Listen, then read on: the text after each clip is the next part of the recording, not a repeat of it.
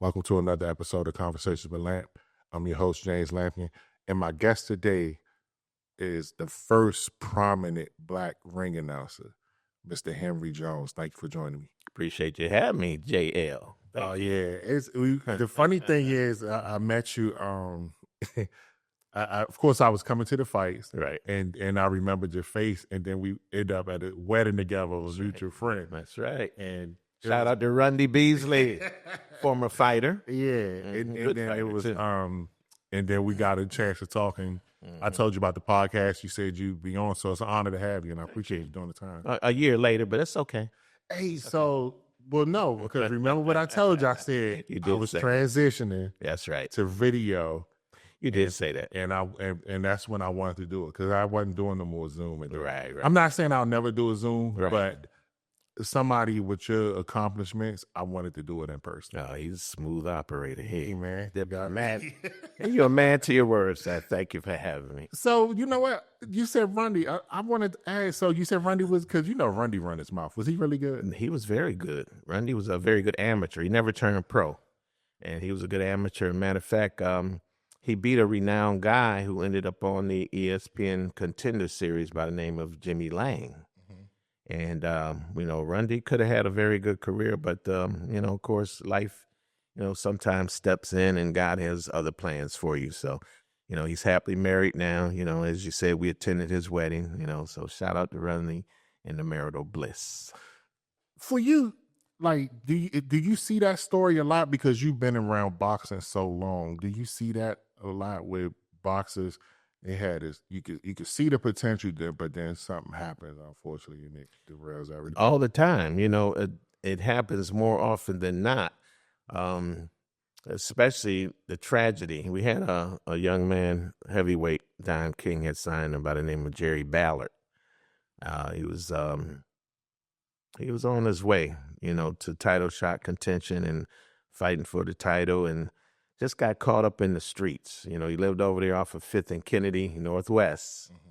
We talking late 80s, mid 90s type, which was heyday for violence and, the crack and, the gangs and all that.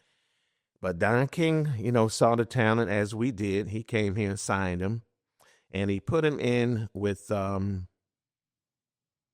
what's his name? He was former heavyweight champion too, and the fight was in Atlanta. Bert Cooper? No, a Hispanic guy. The first, I guess he might have been the first Hispanic. Oh, John Ruiz? John Ruiz, thank you. And so Jerry Ballard was so nervous that the night before the fight, Carl King, Don King's son, saw him at 3:00 in the morning out on the streets running. He was nervous. And Carl pulled up. He said, "What you doing? You got to fight, man." He said, "Man, I can't sleep, man. It's big as..." No, he said, "Get in the car, man. No, don't do this." So anyway, he lost the fight. They put the picture on the cover of Sports Illustrated. Yeah. Wow. Because John Reese, he bludgeoned him. Oh, wow. And so anyway, he came back to D.C. and got caught up in the streets, started knocking out, allegedly, I guess I got to say that, started knocking out the pharmaceutical sellers, you understand, taking their stash. They started talking. They were rivals, but they started talking to each other about Jerry and set him up. And they caught him in the alley and cut his throat. Wow. And it's a whole lot of other stories like that, but I don't want to go into it. I'd rather talk about the talent that I've seen at an early age. I could start with Mark T. Sharp Johnson. Undeniable talent. First time I saw him announce his fight at Coolidge High School, I didn't even know him, but I saw it. And so after he stopped the guy, played with him, and stopped him early. And afterwards, I said, "Hey, man, I could see you're going to be champ." He said, "You see that too?" And when he said that, I saw he had some vision. He said, "Man, your introduction was so creative, man. It pumped me up. When I come back home as the champ and fight on TV, I'm going to make sure you're the ring announcer." 10 years later, he made both our dreams come true. And the fight was at the D.C. Armory, March 22nd, 1998, because I started in 1988. And ESPN people didn't want me to announce it, but he hand wrote it in on his contract. So we get to the weigh-in the day before. He told me, he said, "Oh, by the way, this is going to be my ring announcer tomorrow night." He said, "Oh, no." The producer guy, "Oh, no, we got somebody we bringing in." He said, "No, you signed off on the contract." Whoa, what a slick move. But sometimes that's what you have to do. And so they didn't like it, but they had to go along with it. So the producer tells me, "Oh, okay, yeah, you're the local guy, huh?" Trying to talk down to me. I said, "Yeah, I've been a local guy for a few years now, 10 to be exact." "Oh, yeah, well, we'll have somebody at ringside with cue cards for you." Nobody was going to be at ringside with cue cards for me. They was trying to set me up to fail. So I stayed up basically all night rehearsing and practicing perfectly. You know how Alan R. said, practice, practice, practice. Well, that's only part of the truth. It's perfect practice that makes perfect. So if I stuttered or stammered or forgot something, I would go back and do it over until it was perfect. And so the fight card was perfect. And Mark scored a first round knockout in 1 minute, 11 seconds. Spectacular. So his promoter, may he rest in peace, came up to me afterwards, Cedric Kushner. He said, "Wow, this was awesome.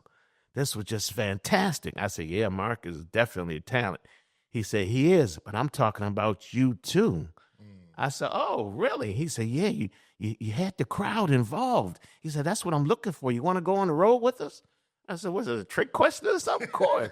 He said, "We're going up to Atlantic City in September. Okay?" I said, "Yeah." So we went up to Atlantic City, ESPN, and Mark scored another sixth round knockout. So we on our way. I mean, we ascending together, upward trajectory.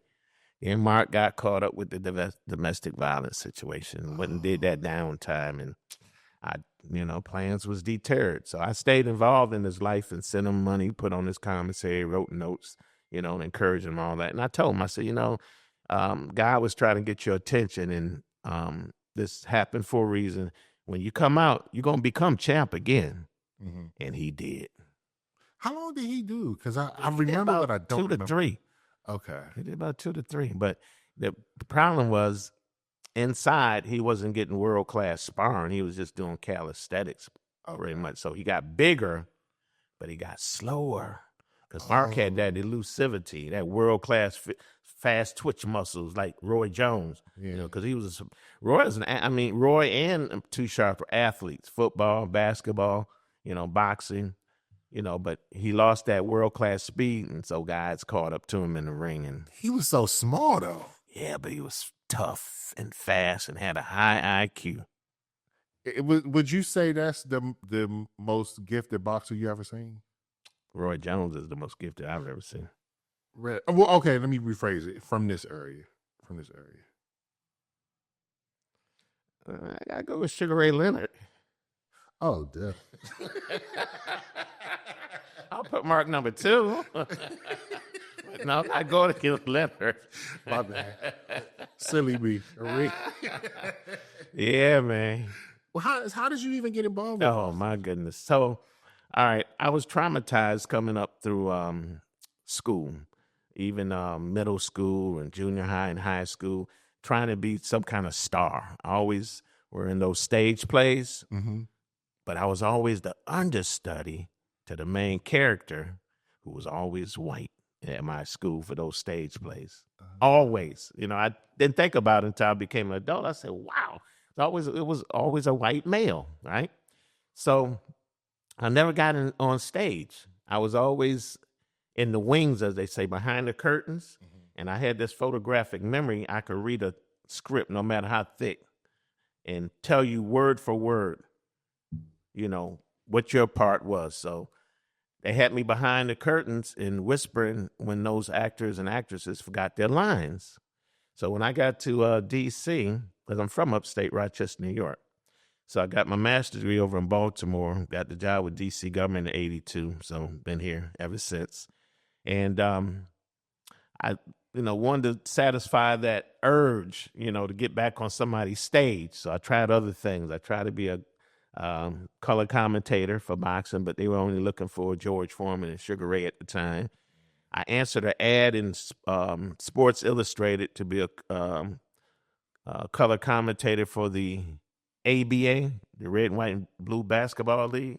Oh, okay. You remember them? Yeah. Okay, so the nearest audition was Philly. So I drove to Philly, and I won the preliminary rounds and got to the finale, and I finished third out of about 200 people, which is pretty good because I know my sports, basketball, football, and boxing. All right, so I said, well, that's close. So I went to the D.C. Boxing Commission, and the commissioner at the time, Mr. Gilbert Ware, may rest in peace now, he said, well, we don't have any TV contracts for you to be a color commentator, but obviously you know boxing, you're articulate. If you want to be on the microphone, why not be the ring announcer? I said, no, I wasn't thinking about that. He said, why not? I said, I don't know. I just wasn't thinking about that position. He gave me that epiphany moment that you could see something for yourself. The light bulb goes off.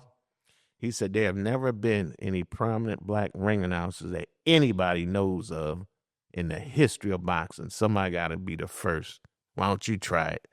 And here it is 37 years later, as you introduced me, first prominent black ring announcer in the history of boxing. Thank God. Man, so that wasn't even the plan for you to be a ring announcer. No, it wasn't. It was God's play. And they just see, I don't leave home without it. Have microphone will travel. You didn't see that coming, did you? How do you come up with like all these catchphrases? Like because you got quite a few. I do, and I think I consciously set out to separate myself from the other ring announcers, and of course they're all Caucasian. And my mentor is "Let's get ready to rumble." That's the number one catchphrase, of course. Right. I can't say that. Nobody else can say it because he has a trademark. So I had to come up with something. And I remember watching this movie, Gladiator, Russell Crowe. Yeah. And so if you remember, the guy that set up the games in the Coliseum was talking to Russell Crowe. He said, we got to do something different. And Russell Crowe said, I'll kill all of them. And the guy said, it's not enough to kill him, man. I've killed many men. And he looked up over the Coliseum. He said, you've got to win the crowd. And so that's what I set out to do every night, win the crowd, to get them involved because it's their money and you want to make them seem that it's well spent, especially when things going wrong, bouts are going terrible, you got to make them feel good about being there. And so I just come up with, things to fill the downtime, the filibuster, see whose birthday in the house. This gets the biggest reaction tonight. I asked whose birthdays. I asked if somebody has been engaged. And then I said, well, who's celebrating a divorce? Yeah, you did that at the last one. Oh, you remember? And it brought the house down. I said, well, that's cause for celebration too sometimes. Oh, what's funny when you said it? I don't think nobody acknowledged it, but we all just bust out laughing. It's the truth. But I will say one thing that you say, and I'm glad that you say it. You always make sure that the crowd understands that the risk that those boxers take when they step in there. I'm glad you said that, man, because it just reaffirms and confirms and give validation to the fact you don't play boxing. And these guys are and girls putting their lives on the line every time they step up there. You don't know what's going to happen. One punch can end it all. So I hate when somebody says, he's a bum. Yeah. Anybody that gets in that ring is not a bum. You're not getting in the ring. Yeah. Are you a bum? All right. So don't call nobody else a bum, for their choice. They might not be as talented, but they're not a bum. No, I don't go for that at all. So thank you for bringing that to my attention again. And clear, we was talking before we recorded, and you got an extreme amount of boxing knowledge. Anybody that talk with you could see that. Did you ever have any desire to box? I used to box. I wasn't very good at it. I said, must be an easier way to stay involved in this. I never forget my senior high school, amateur boxing. I was in a Golden Gloves bout with the star basketball and football player of the school, a Hispanic guy. I mean, this guy, he just had more talent than me, obviously. But, here we are. So I guess my adrenaline was flowing. It's in the rec center, crowded, standing room only. So first round, kind of got out on him, because I was on the adrenaline tip, right? Second round, I caught him and closed his eye. I could stop him. Third round, man, I got over eager, and I thought I had a good shot at him. He pulled back and counted and broke my nose. Ooh. Yeah, and the plasma flying. They threw me a white towel, turned red immediately. So I didn't even wait for the EMTs. They should have had them on site, but they didn't. See, right now that you got to have EMT on site. So they, called for the ambulance to come and whatnot. I only lived maybe about 5 blocks away from the rec center. So I ran out the rec center with the towel on my nose, jumping through yards to the back, avoiding dogs, Got home and my mother, got hysterical. I said, "Ma, take me to the hospital. Take me to the hospital, Ma. Take me to plastic surgeon." So we got to the hospital, around the same hospital I was born in. And so the doctor looked at it, he put ice on it, and he said, "Oh, no problem." It was actually laying over. It was laying over on my cheek. So he said, "Oh, no problem. We could fix that." And this 1974 now. So we weren't well-to-do people financially.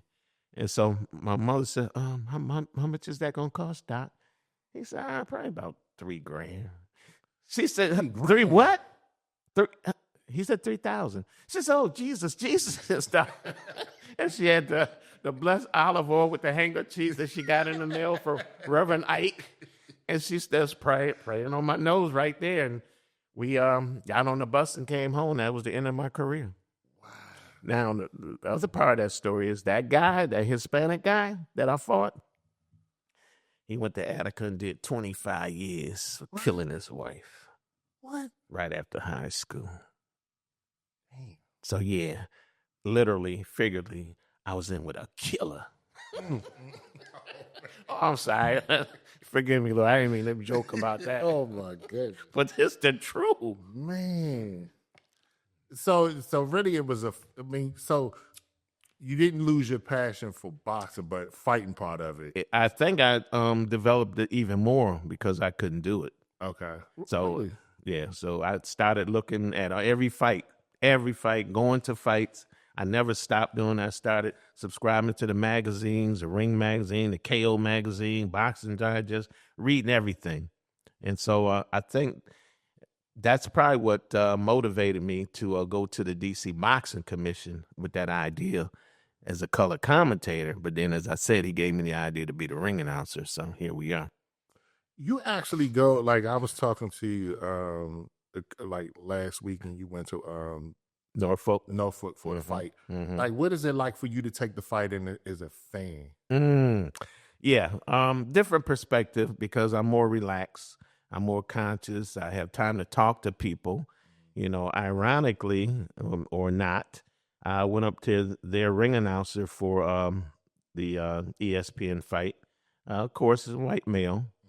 I didn't even think he knew me, and he called my name. When I was approaching him, I said, "Hey, man, let me get a picture with you." He said, "This Combobulating Jones," and I was shocked. I was like, "Oh, see, it's a small fraternity of ring announcers, so they know me, but they won't let me play per se."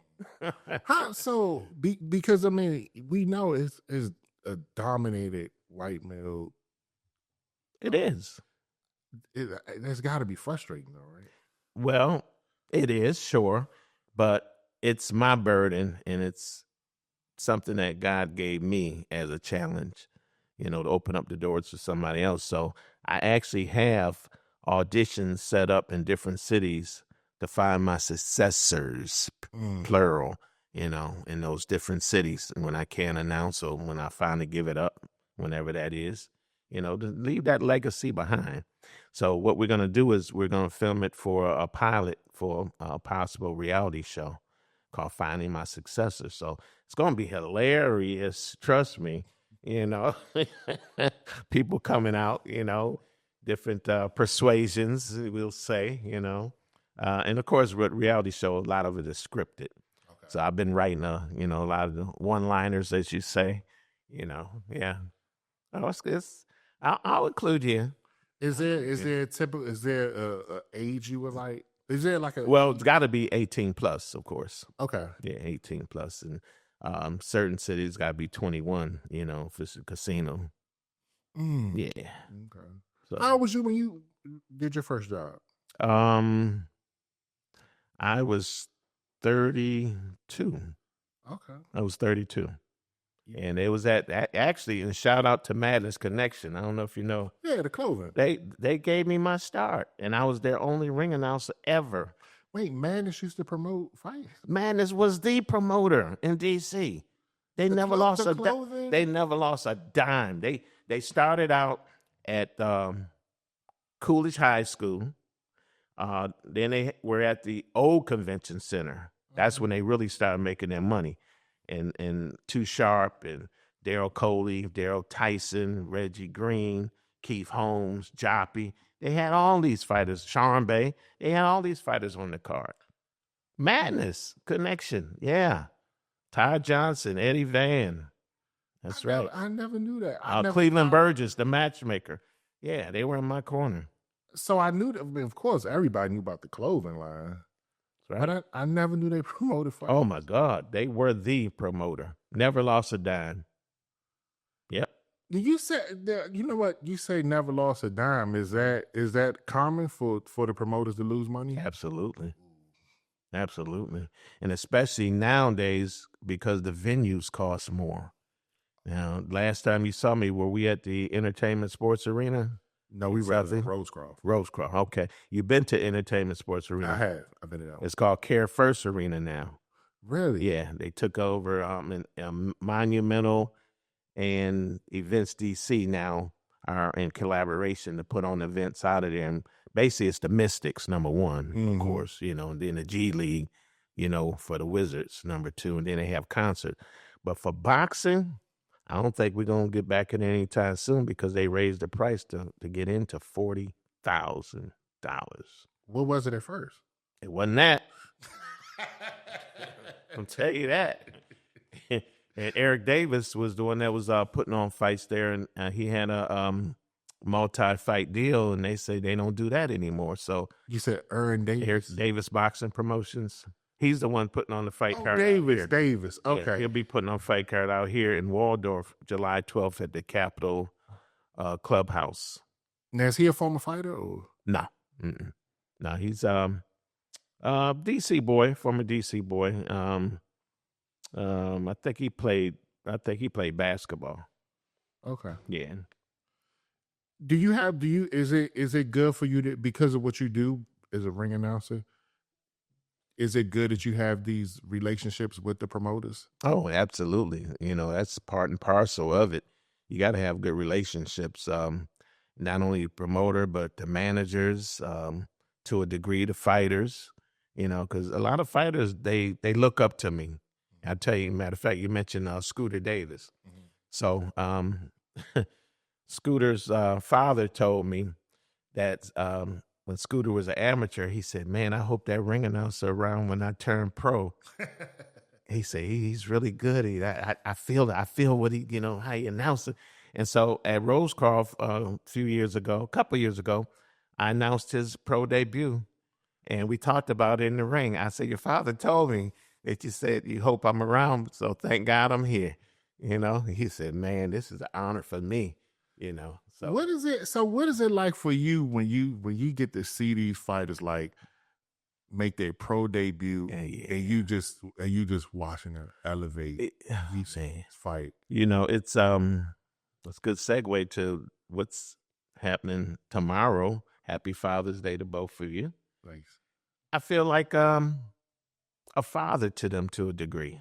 I've seen them in their infancy, and now as an adult, and you becoming on the verge of becoming a world champion, or you are a world champion. Feel like I've had a part of your growth. I've stayed in contact with them over the years. I'm a tough love guy. I'm not going to sugarcoat it because this is not the business to sugarcoat in. If you look terrible, I'm going to tell you that. If you look good, I'll tell you that. If you need to hang it up, I'm going to tell you that too. So they've listened to me over the years. More than not. Let's say that, more than not. So my integrity is intact, and the reputation as well. And I may not have gotten as far as I thought I should have gotten, as a ring announcer because of the bias involved in the industry. But I'm in a good place. I've got lots of work.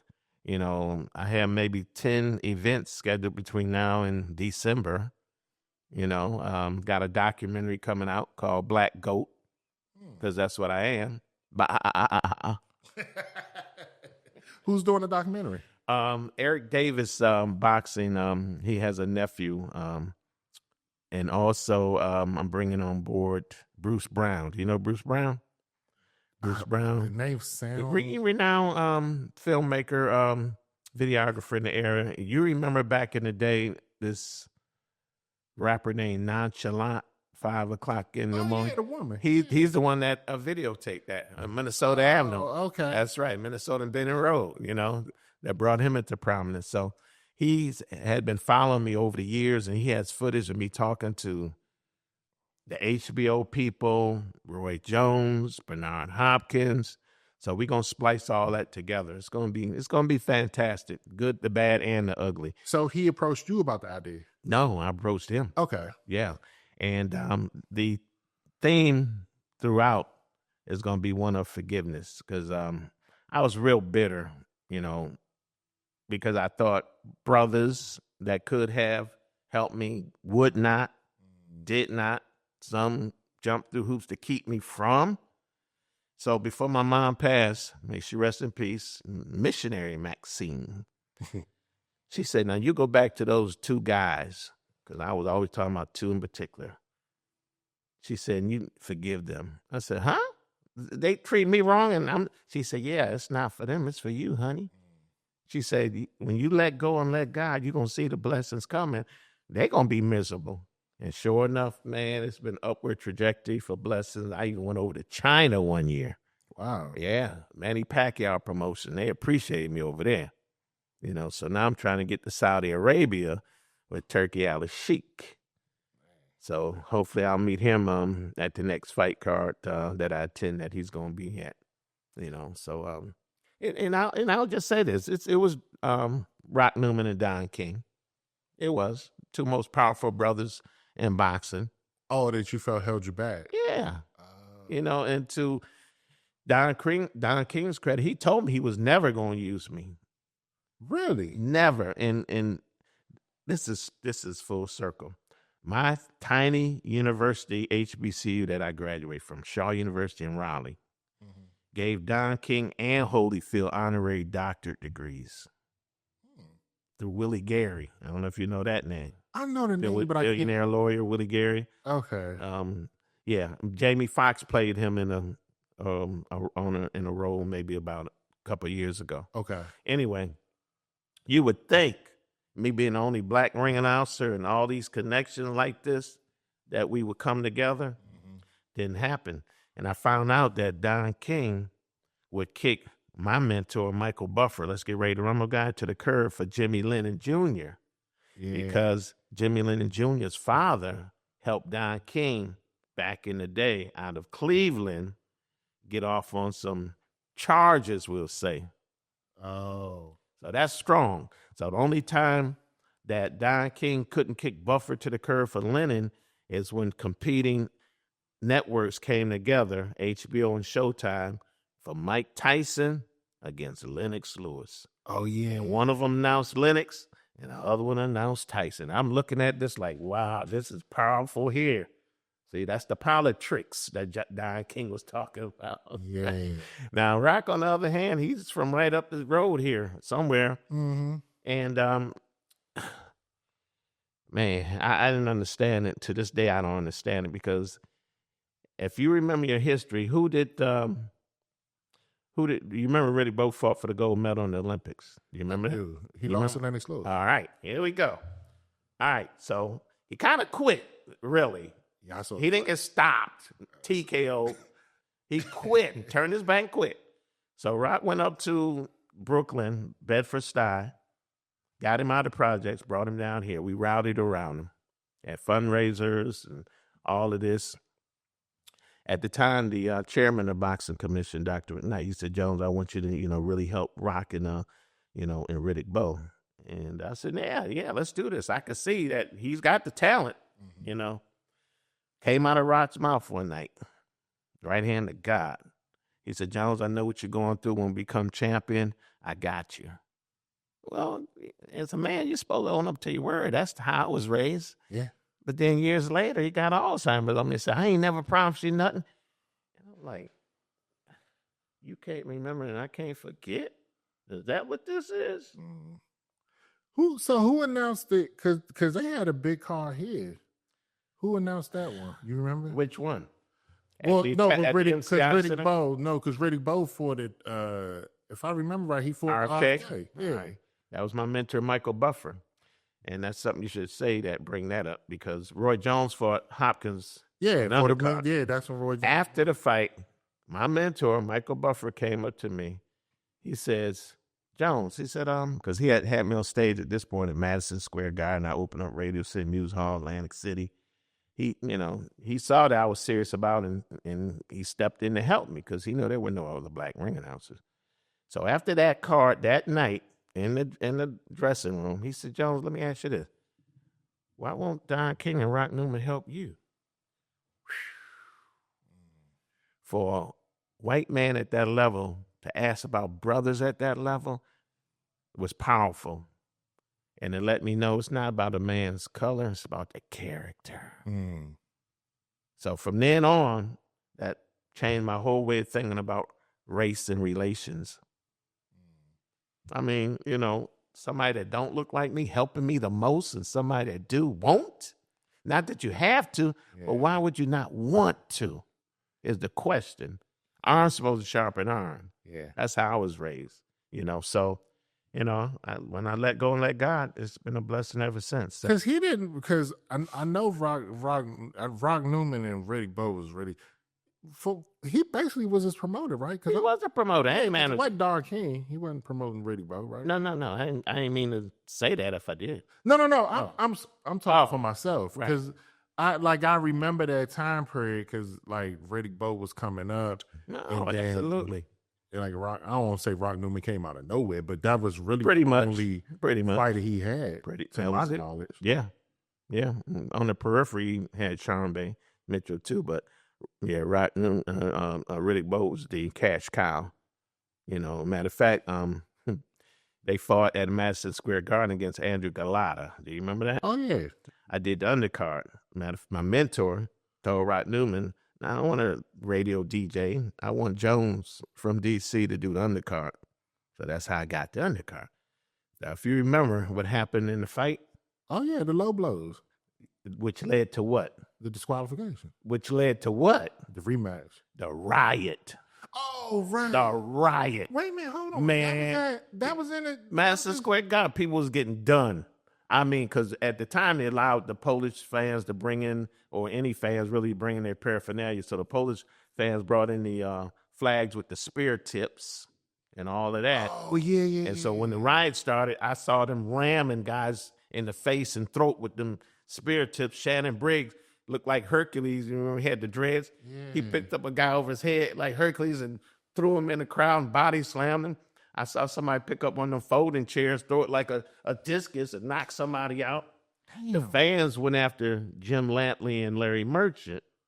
They hid behind Big George Foreman, and may he rest in peace now, because they was going after him. And George was saying, go back on YouTube. He said, get back now, son. I wouldn't do that if I was you. They didn't, and so they were so appreciative that they gave George Foreman the biggest contract in color commentator history. Wow. He turned that into that George Foreman Creole. So wait a minute.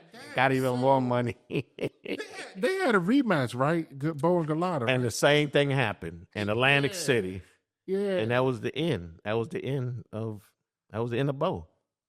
Pretty much. That was it. Galata was winning that fight. He was winning both of them. He didn't have to do that. Because what happened was, Put it on the table. I told you I don't do fluff pieces. You know, I'm just like the boxers I admire. I'm hard hitting to the point. I don't pull no punches. Do you remember who the nutritionist was for Riddick Bowe when he fought Holyfield to win the title? Not as nutritionist now. One of the most renowned nutritionists in history, civil rights leader, former comedian. Oh, Dick Graven? Uh-huh. Ah. Uh-huh. And they fired him. And Bo wasn't in shape ever after that. Wow. First of all, I never knew he was Riddick Bowe nutritionist. So they fired him. When did he get He fired? wanted more money, and he deserved more money. Yeah, because so what fight did he get fired? After the Holyfield fight. He was never in shape after that. Ever. No. Ever. The man wanted, he lived out there in Fort Washington, right? Yeah. The man wanted to have a conveyor belt to deliver food from his kitchen to the bedroom. Damn. And Rockman was stopped. And he said, no, we're not doing that. We're not doing that. That was his mentality. He got comfortable. Yeah. He got real comfortable. Then, had all the family members, leeching on him and all this. And then got caught up with the domestic violence situation with the wife. And because as far as heavyweights, he was one of the most talented ones. He could have been one of the best of all time. Yeah. Okay, let's not pretend he didn't have the skill set. He just didn't have the discipline. Yeah, it was because I remember watching the first fight because I was only so people don't believe it, but I've been a boxer fan since I was like 4 or 5, and he'll tell you. Okay, but you're only about 24 now. Yeah, so. I wish. You're right, times two. And I just remember the first fight with him and Holyfield. That was a classic. Awesome.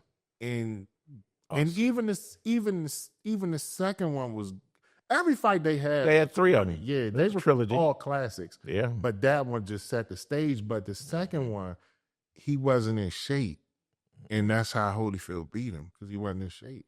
Holyfield lived in shape. Oh, yeah. Yes, he did.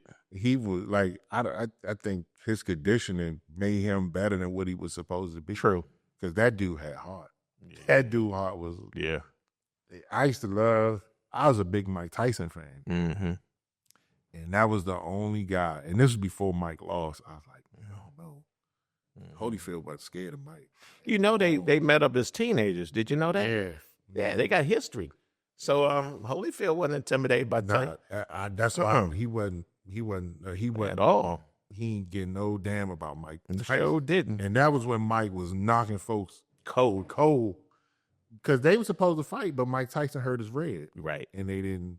And it never. Well, I ain't gonna say it never happened, but it didn't happen when it was supposed to happen. Right.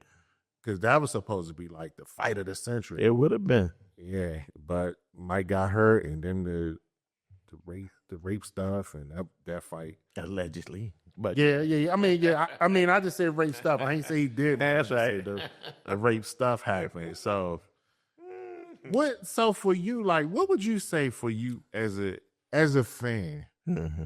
What would you say the best era of boxing for you? Oh, it's no question. It was the heyday of Hagler, Hearns, Duran, and Leonard. No question about it.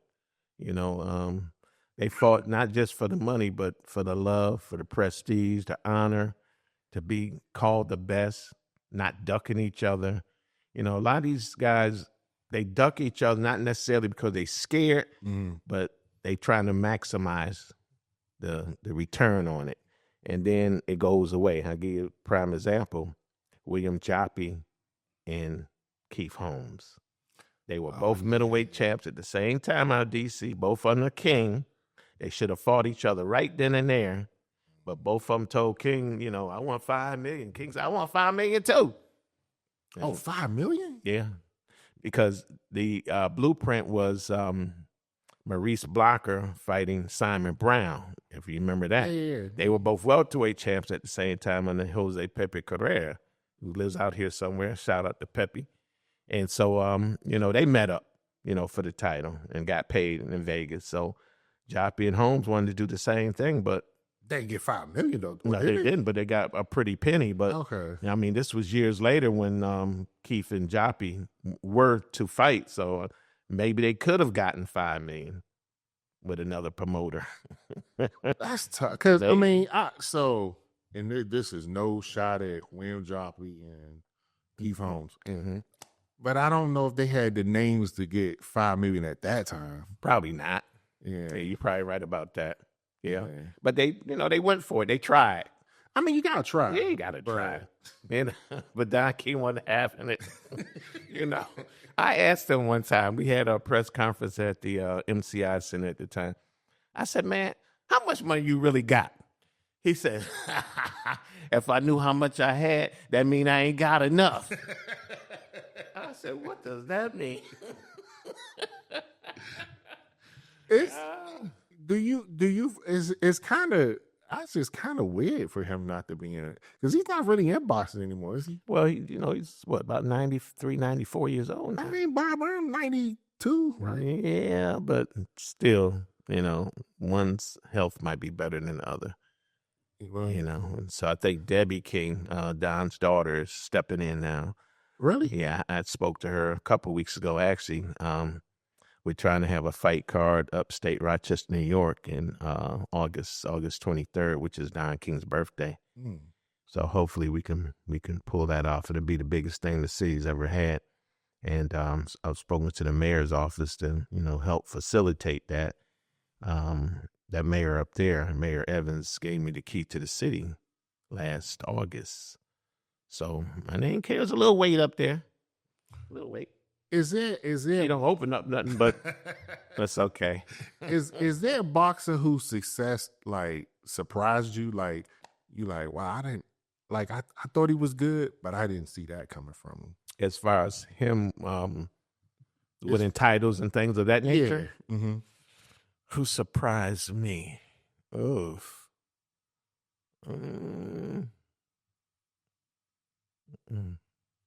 I can't say anybody surprised me because I've seen them as amateurs and they kind of, know what's going to happen with their career, how far they can get. I've not been wrong too many times. Okay. So I can't think of anybody that surprised me. Okay, so I'm a kind of segue. Was you surprised? I'm gonna use this fighter. Was you surprised at the success Lamont Roach had with Tank? No, No.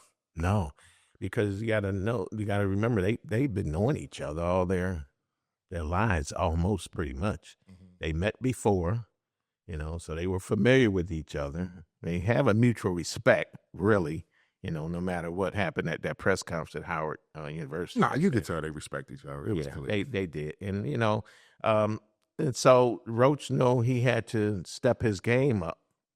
And he knew the tendencies that Tank had, with his power, leverage, angles, speed. And so he neutralized that. It was he fought the perfect fight, Can you replicate it August 16th? We'll see. So is that fight official? Yeah, Vegas, August 16th. Okay, I'm gonna be honest. When it comes to boxing and fights and schedules, I usually don't lock it in until I see it on like a credible site. Okay. And the only reason I say that is because it's been too many times I'll see a fight and I'm like, oh yeah, that fight booked, and then next thing you know, it don't happen. That's true. For a lot of reasons, but bottom line is usually the money. Yeah. But this is signed, sealed, about to be delivered. Okay. August 16th. If you who are some of the fighters you personally like, you excited to see their future? Oh man, so many, and I'm blessed to still be here after 37 years, having announced their fathers' fights, and now I'm announcing the sons' fights. I could start with oh man, right on the tip of my tongue. What's the guy's name? Teddy Reed Jr., who'll be fighting July 12th out here in Waldorf. Okay. Teddy Reed Sr. was a monster at junior welterweight and welterweight, was on the air all the time under Jose Pepe Carrera.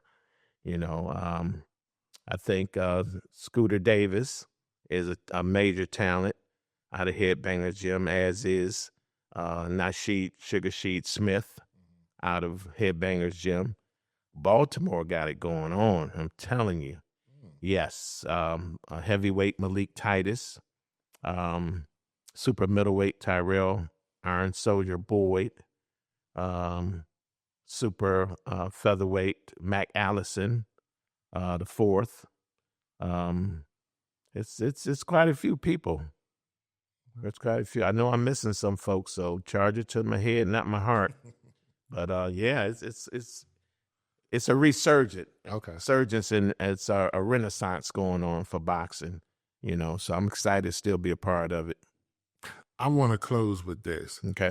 What are you when you get you 30? You've been announced at 37 years, so you got a lot to look back on. Okay. Are you actually happy with the way?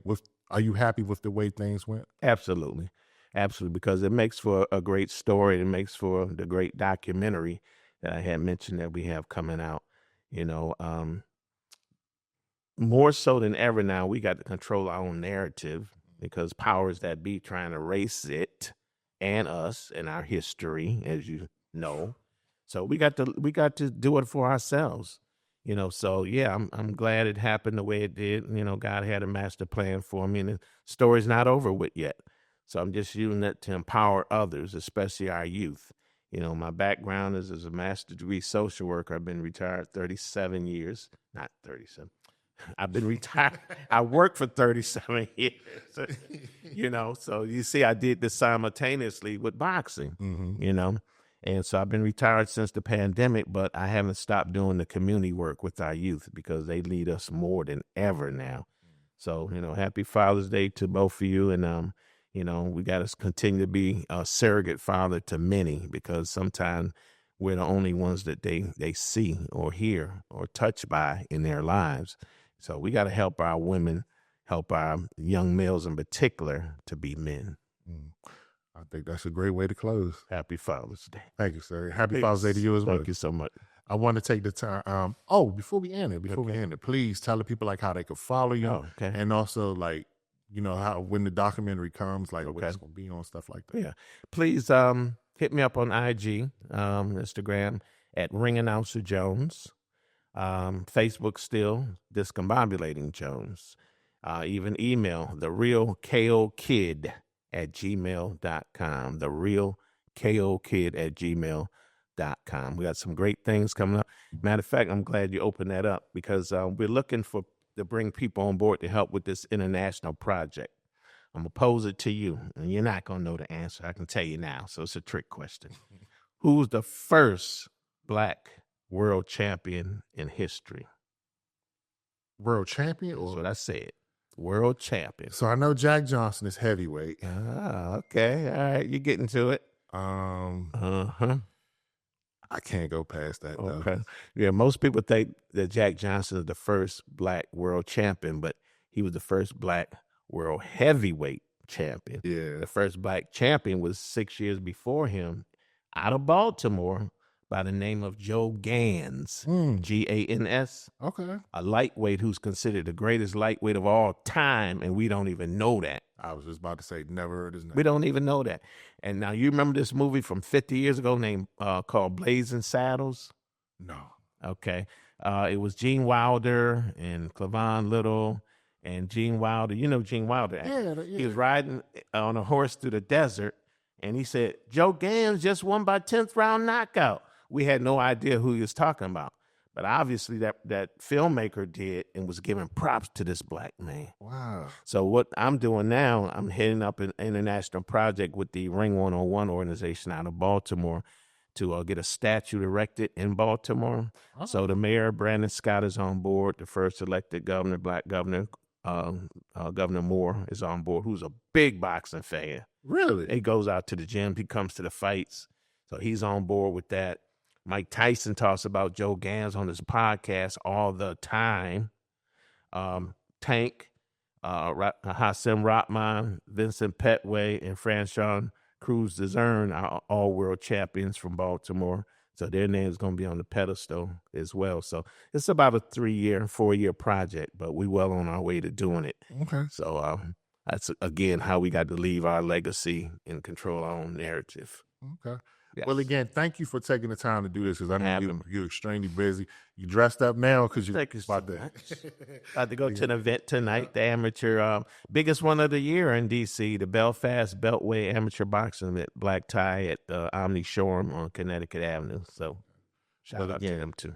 Thank you for doing this. I really for having appreciate you and all the best with you got with everything you got moving forward. Appreciate it. God bless. Thanks. I want to take the time to thank everyone for listening to the podcast. I truly appreciate your support. You can follow me on Instagram at conversations_with_Lamp.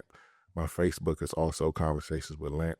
You can watch and listen to this podcast on YouTube, Apple Podcasts, and SoundCloud. And also, please like and subscribe to the YouTube channel because I'm doing my best to make it grow. Thank you all for listening. Have a great day.